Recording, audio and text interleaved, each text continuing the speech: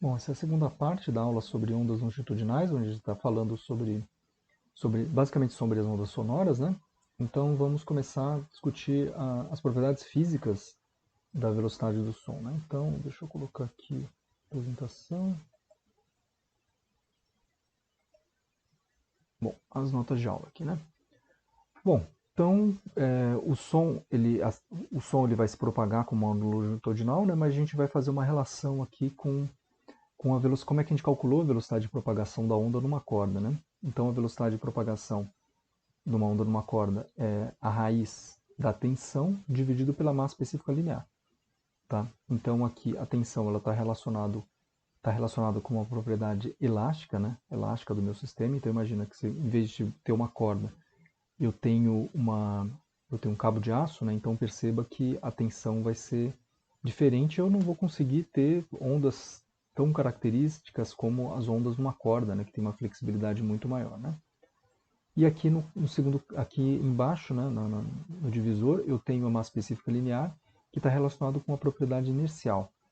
Tá? Então, quão difícil é você também movimentar essa, criar ondas, né? Então, da mesma forma, pensando no caso numa onda numa corda e uma onda num cabo de aço, né? Então, você vai ter uma diferença grande nessa velocidade, né? Além de outros aspectos, como por exemplo, como você gera um pulso relativamente alto, mas isso, um pulso com uma certa amplitude, eu quero dizer, né? Mas isso não está contido necessariamente nessa velocidade. Aqui é importante saber que a velocidade de uma corda é a tensão dividida pela massa específica linear. Agora vamos tentar usar exatamente essa mesma ideia para calcular a velocidade do som num fluido, né? No caso, a gente está pensando no fluido, mais especificamente no ar, né? Então o que a gente tem? Eu vou colocar aqui a velocidade do som. Se numa corda eu tenho a massa específica linear, aqui seria lógico então pensar que eu tenho uma massa específica volumétrica, né? A massa específica volumétrica para um sistema homogêneo é a densidade, né? Então, simplesmente a densidade. Que a densidade aqui é uma massa específica volumétrica, é a massa dividida pelo volume. Ou seja, você pega um elemento de volume, com esse elemento de volume você calcula, você mede a massa desse elemento de volume. Então, você acaba calculando a densidade, né? Então, a densidade do ar, a gente vai mostrar daqui a pouco qual que é a densidade do ar, que a gente vai trabalhar bastante nos exercícios, né? Então, se a gente pensar em termos de elasticidade dos materiais, perceba que o ar ele é bem, os gases, né, eles são bastante elásticos, né? Porque imagina que você coloque, bom, tem um ar dentro de uma seringa, você comprime essa seringa cheia de ar, a gente consegue comprimir relativamente fácil, né? A gente consegue comprimir ou rarefazer um pouco esse ar numa seringa sem grandes problemas, né? Agora imagina você colocar água dentro de uma seringa. Aí a gente não consegue comprimir de jeito nenhum. Ou com muito mais esforço, você vai precisar aplicar uma pressão muito maior para conseguir comprimir um pouquinho só, né? Se for um material sólido, mais difícil ainda, né? Então essa propriedade elástica, ela está relacionada com a pressão, algo de alguma forma relacionado com a pressão. Essa quantidade, ela é chamada de módulo de elasticidade volumétrica ou em inglês é muito conhecido, se vocês forem procurar tabelas, normalmente vocês vão encontrar como bulk modulus. Então, eu vou usar em geral esses dois termos, módulo de elasticidade volumétrica ou bulk modulus, e a definição que a gente tem aqui é o bulk modulus ACB, que é menos variação de pressão, tá? Variação de pressão, dividido pela variação relativa de volume. Tá? Então imagina, quando eu aplico uma pressão, significa que esse volume ele vai reduzir. Se eu reduzo a pressão, esse volume vai aumentar. Certo? Então a gente calcula essa variação de pressão em termos da variação relativa, ou seja, o quanto variou esse volume dividido pelo volume inicial. Seria isso, né? Então, um ponto importante também é o seguinte: quando você aplica uma pressão, você aumenta a pressão, você diminui esse volume, né? Diminui o volume relativo. Por isso que aparece sinal de negativo aqui, né? Então, uma variação de pressão tem uma variação de volume. Aqui, no caso, uma variação relativa, né, do volume, né? Bom, o bulk modulus, na verdade, esse módulo de elasticidade volumétrica pode ser calculado através na situação onde você tem temperatura constante, ou no caso ou numa adiabática, né, quando você tem entropia constante. Né? Isso é um pouco mais avançado, mas mais vocês saberem que dá para calcular esses termos, né? A gente transforma, então, quando você tem uma variação infinitesimal, a gente transforma essa variação de pressão e variação no volume, então, numa derivada parcial, para algumas variáveis constantes, aqui, por exemplo, temperatura, entropia, né? E o bulk modulus pode ser representado dessa forma, né? E o que muitas vezes é visto, principalmente nos cursos de engenharia, é o chamado módulo de compressibilidade. Então, se você procurar em tabelas, às vezes, módulo de elasticidade volumétrica, que é o B, a gente não encontra, mas encontra a compressibilidade. Mas a compressibilidade é simplesmente o inverso do bulk modulus. Tá? Então, compressibilidade, estou colocando como beta, é 1 sobre o bulk modulus. Tá? Então, essa é a forma da gente calcular essas relações. Né? Então, deixa eu voltar aqui, deixa eu colocar aqui a apresentação.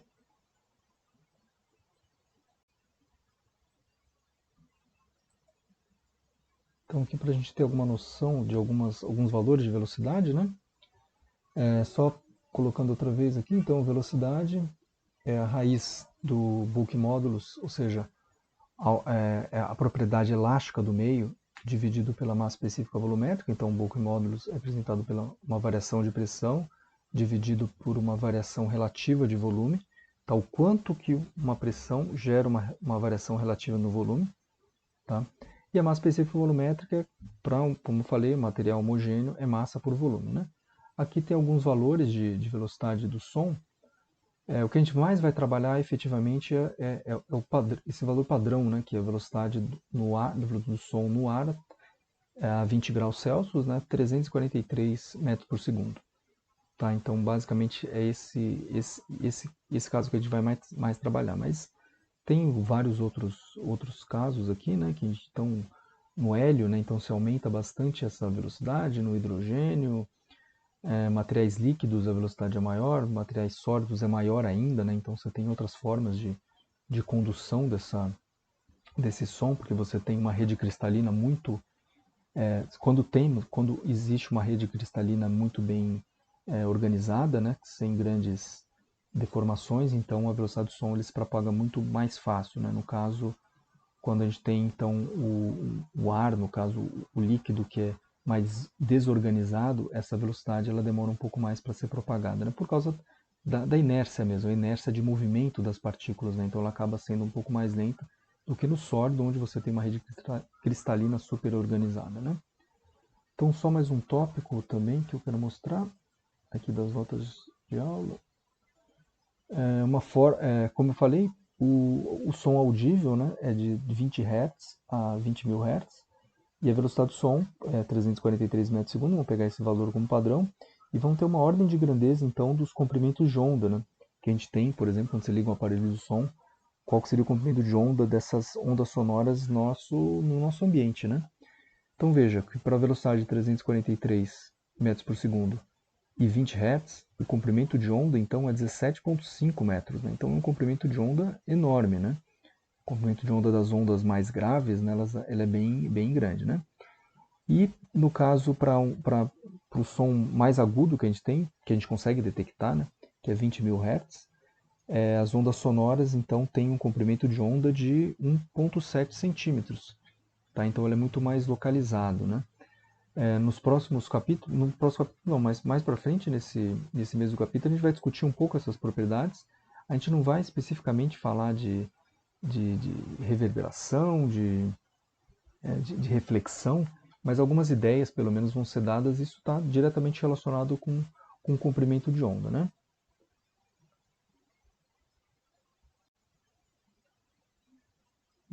Mais uma informação é o book modulus. Né? O book modulus tem várias formas de serem calculados. Aqui eu peguei também numa tabela para a gente ter uma ordem de grandeza, né, do valor do book modulus. Há uma coisa importante aqui, né, que eu não comentei, veja qual seria a unidade do book modulus. Então, o book modulus é uma pressão, uma variação de pressão, dividido por uma variação relativa. Né? Então, você tem velocidade, no caso, volume dividido por volume, né, variação de volume por volume, e essa parte aqui de baixo é dimensional. Né? Se esse termo é dimensional, significa que o bulk modulus tem dimensão de pressão, certo? Bulk modulus, a dimensão, no caso a dimensão, a unidade, né, a gente vai usar a unidade de pressão. Então veja aqui, ó, alguns valores para book models, né? Aqui temos para sólidos, né? Para sólidos, todos mais ou menos na ordem de gigapascal, tá? E aqui o que a gente vai trabalhar bastante é com ar, né? Então aqui veja que tem valores um pouco distintos dependendo da forma que ele é medido, né? Então no ar, se você variar a temperatura, variar a pressão, variar volume, você vai ter medidas distintas, né? A gente vai usar esses casos aqui, né? Então o ar é 142 kPa e aqui no caso, no mesoterma, né? No mesoterma 101 kPa e aqui quando você tem uma situação adiabática, né? Ou seja, com entropia constante, 142 kPa. Tem uma diferença relativamente grande, né? Entre essas duas medidas, né? Então, às vezes, se você fizer a conta diretamente, tentar calcular diretamente a velocidade, você tem que saber exatamente como é que foi medido o bulk módulo, né? Senão você não vai ter um resultado tão coerente, né? Vamos fazer um exemplo, daqui a pouco a gente vai fazer um exemplo sobre como é que a gente calcula pelo menos ter uma ordem de grandeza do que se trata esse bulk módulo, né?